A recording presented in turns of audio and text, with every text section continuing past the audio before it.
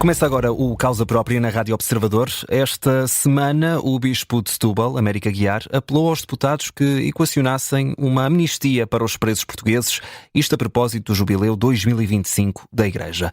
Na Assembleia da República já deu entrada uma petição, com milhares de assinaturas, pede o perdão a penas consideradas mais ligeiras.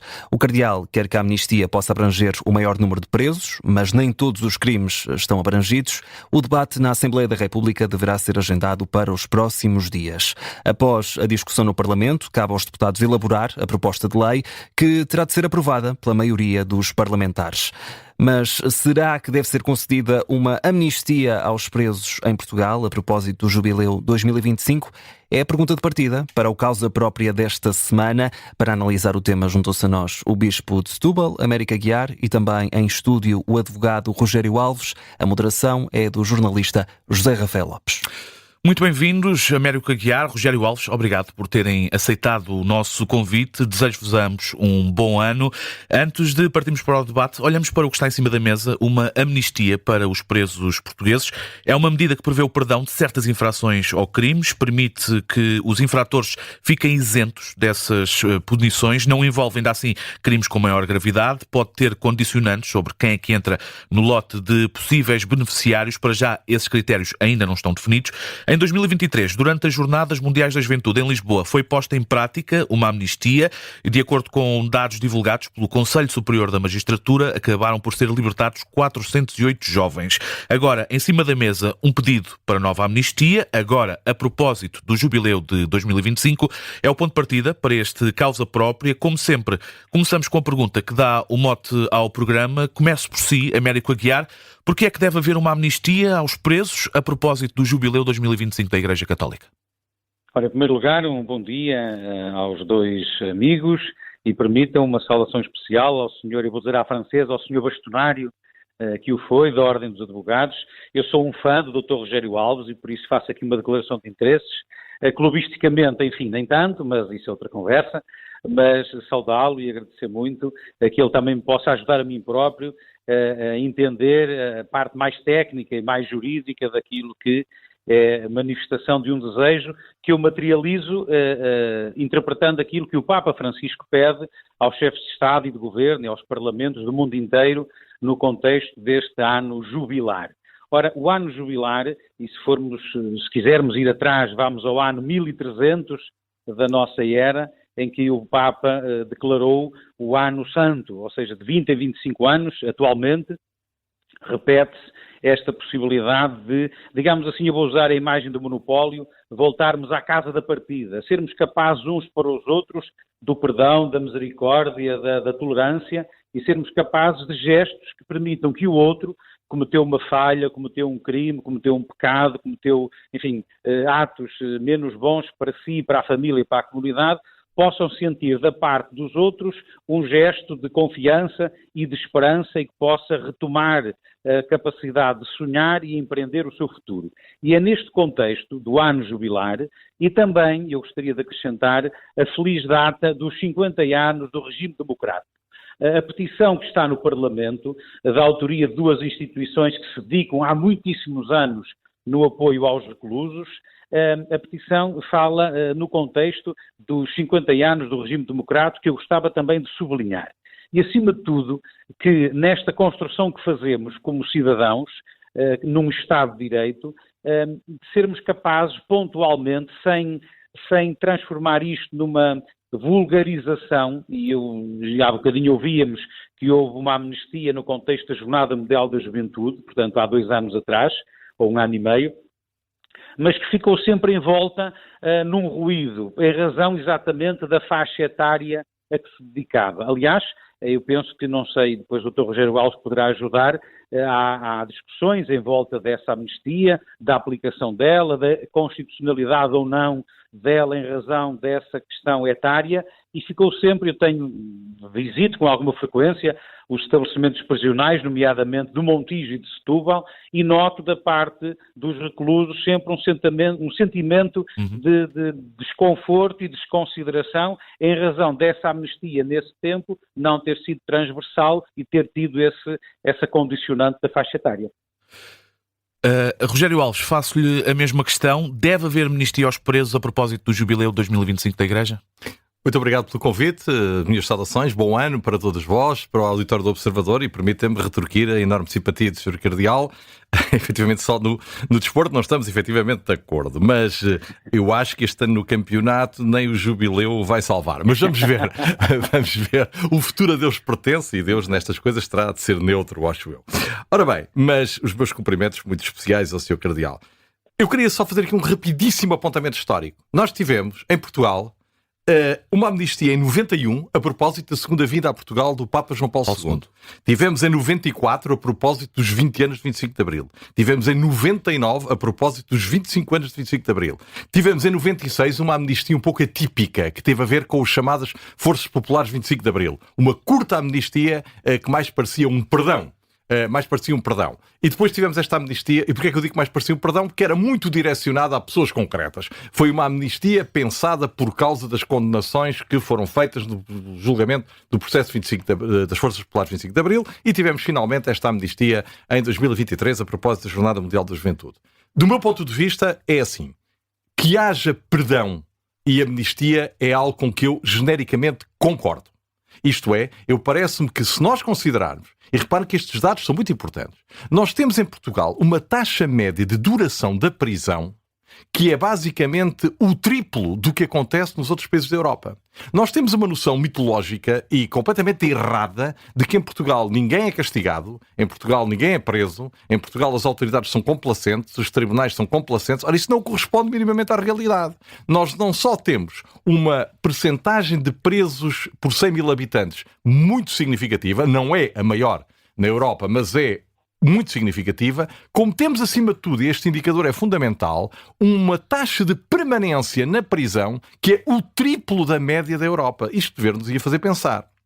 É claro que, ao fazer uma lei de amnistia, e aqui é um recado para a Assembleia da República, temos de ter algum cuidado na técnica legislativa e na maneira como isto se faz. Porque uma amnistia não é tudo a mesma coisa. Repara, esta amnistia da Jornada Internacional, da Jornada Mundial da Juventude, teve, por exemplo, uma diferença muito grande relativamente às três normais, estou a excluir a de 96, às três normais, digamos assim. Porque primeiro aplicou um perdão de pena de 1 ano em penas até 8 anos, o que corta um bocadinho com a tradição anterior, que era de ir perdoando períodos de pena à escala, à proporção da pena aplicada, e não excluindo penas superiores a 8 anos. Depois, por outro lado, é preciso pensar noutras coisas que leis de amnistia mais bem feitas, e a responsabilidade, repito, é da Assembleia da República, fizeram. Por exemplo, os lesados de crimes devem ser ressarcidos como condição de aplicação da lei da amnistia. Isto é, não se pode deixar desprotegidas aquelas pessoas que foram, a quem foi reconhecido o direito a uma indemnização e que não foi pago. Ou ainda não foi pago. Deve ser pago. E depois, naturalmente, que temos de pensar se há crimes que devem ser excluídos da aplicação dessa amnistia. O que as leis de 91, 94 e 99 fizeram. E, efetivamente, nestas há também essa intenção. Há essa intenção. Eu penso que se aprendeu um pouco, como aliás o Sr. Cardeal disse há pouco, aprendeu-se um pouco com um erro que foi cometido, na minha opinião. Houve um erro na amnistia de 23. Repare, porquê? Porque ao excluir pessoas em função da idade, isso causou, por um lado, reservas em matéria de constitucionalidade que ainda não estão totalmente esgotadas na sua apreciação pelos tribunais. E, em segundo lugar, criou objetivamente uma desigualdade que eu compreendo com o simbolismo das Jornada Mundial da Juventude, mas que, do meu ponto de vista, foi muito pouco pedagógica, muito pouco adequada e profundamente injusta. Não é que as amnistias anteriores não tivessem já previsão relativamente a pessoas com menos de 21 anos e com mais de 65 de um tratamento ligeiramente desigual, que eu não vou aqui desenvolver por razões de tempo. Mas este corte feito numa determinada idade, 35 anos, excluindo toda a gente que tivesse ultrapassado essa idade, criou uma desigualdade profunda que, aliás, o Sr. Cardeal testemunha. Portanto, eu diria, amnistia sim, perdão é efetivamente um sentimento da nossa tradição cristã e que eu penso que é adequado, mas temos de pensar noutras coisas, nomeadamente nas vítimas, que devem ser ressarcidas e, obviamente, mantendo uma amnistia que não seja uma revogação das penas aplicadas. Portanto, regressar um bocadinho à boa técnica legislativa das amnistias dos anos 90. Américo Aguiar, como é que olha para as críticas de que a amnistia acaba por, de certa forma, desvalorizar o sistema de justiça? Olha, primeiro eu quero agradecer ao Dr. Rogério Alves, porque de facto, quando alguém nos explica em português simples as coisas, nós entendemos melhor, e agradeço muito esta referência àquilo que significa o respeito pelas vítimas, ou seja, não podemos esquecer que quem sofreu as consequências do ato, do crime, não deve ser esquecido nesta produção legislativa, e agradeço muito essa referência. Em relação àquilo que me diz, eu gostava de sublinhar, acima de tudo, uma questão que tem a ver com aquilo que o Papa nos pede de devolver uma nesga de esperança aos reclusos. Porque quem visita os estabelecimentos prisionais, eu até gostava que os portugueses tivessem... E é suficiente, Américo Aguiar, para sustentar a ideia de uma amnistia? Não. O que eu ia dizer era o seguinte, era que quem visita os estabelecimentos prisionais e quem acompanha a vida deste sistema prisional português, vê que aquilo que é a letra da lei, aquilo que é o objetivo que o Estado de Direito pretende alcançar com o sistema prisional, não é efetivamente aquilo que no fim acontece, porque quando nós visitamos as nossas cadeias, quando nós acompanhamos o sistema dito de reinserção dos reclusos, nós sabemos, infelizmente, que o que acontece no final de uma vida de cumprimento de pena não é de alguém que sai recuperado para retomar a sua vida na comunidade, na sociedade. E, infelizmente, até é o contrário. Ou seja, este gesto de amnistia também, como o próprio Papa diz, deve ser acompanhado de um olhar atento àquilo que é a realidade do sistema prisional português. Porque vamos ver uma coisa, nós há dias fomos surpreendidos pela fuga de prisioneiros de uma cadeia. Temos acompanhado ao longo dos últimos anos, pontualmente, aquilo que é o desconforto dos guardas prisionais em relação às suas carreiras, em relação às suas condições de trabalho. Nós, quando visitamos cadeias, vemos que algumas delas fazem lembrar, e com todo respeito pela pintura, fazem-nos lembrar filmes ou da América Latina ou da África. Ora, nós temos as estruturas prisionais e temos o sistema que está previsto para que a pessoa se possa recuperar e regressar ao convívio da comunidade, da família, que não está a funcionar efetivamente. E, portanto, este gesto de perdão e de amnistia também deve querer significar, primeiro, que estamos atentos, que estamos preocupados e que queremos dar um sinal a esses concidadãos que acreditamos na possibilidade deles se levantarem do chão. Rogério Alves, pegando nesta ideia aqui de Américo Aguiar, esta ideia da esperança é suficiente para sustentar esta ideia de amnistia? E que imagem é que passa do sistema de justiça a ver um perdão deste género? Ora bem, não sei se é suficiente, mas o que acontece é o seguinte: a ressocialização dos presos é um objetivo da lei portuguesa.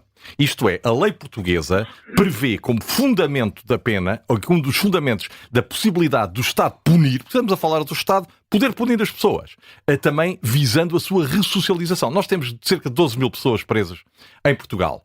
Seguramente que muitas delas, porventura a sua maioria, se lhe for dada a oportunidade de regressarem a uma vida em sociedade, conseguirão fazê-lo. Pronto, agora lá está.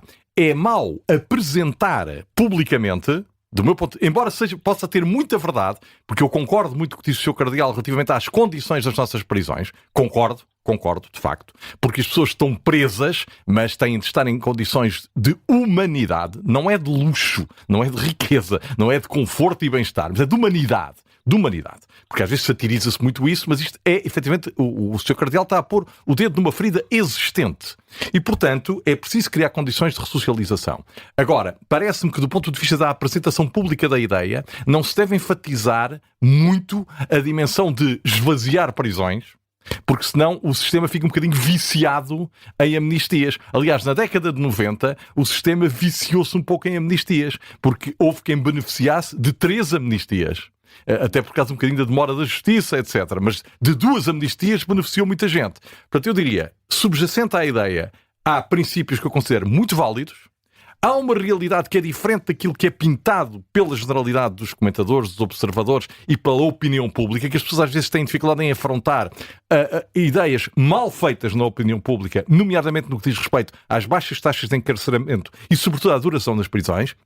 Agora, não há também, do meu ponto de vista, desrespeito pelo sistema judicial, porque o sistema judicial integra-se num todo, em que a dimensão de punir é uma... Para concluir, Rogério Alves? Bom, a dimensão de punir é uma, a de ressocializar é outra e a própria amnistia é prevista na lei. Portanto, se for feita em termos adequados, venha ela, parece-me um momento oportuno, respeitando os direitos das vítimas e, obviamente, tratando de maneira diferente aquilo que é diferente, nomeadamente pessoas cuja perigosidade, infelizmente, é manifesta e pensando também no impacto de quem foi vítima de um assalto grave, de uma amputação, de uma lesão gravíssima ou da morte de um familiar, pode pensar. Rogério Alves, Américo Aguiar, muito obrigado pelos vossos pontos de vista neste Causa Própria, que regressa para a semana com um outro tema. Muito obrigado e bom dia. Bom dia, obrigado.